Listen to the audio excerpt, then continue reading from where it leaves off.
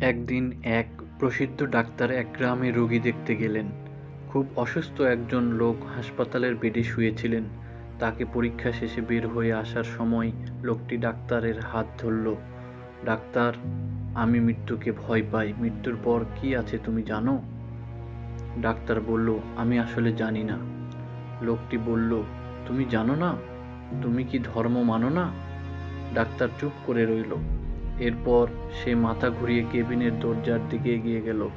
দরজা খুলতেই দরজার ওপাশ থেকে ডাক্তারের পোষা এস্কিমো জাতের সাদা লোমের কুকুরটা লাফ দিয়ে ঘরের ভেতর ঢুকে পড়ল। এসেই আনন্দে তার লেজ নাড়াতে লাগলো, জিভও বের করে রইল। এবার ডাক্তার তার রোগীর দিকে তাকালো, বলল, তুমি কি আমার পোষা কুকুরটিকে দেখলে? সে এই রুমটিকে এর আগে কখনো দেখেনি। সে জানতোও না ভেতরে কি আছে। সে শুধু জানতো ভেতরে তার মালিক আছে। তাই আমি দরজা খোলার সাথে সাথে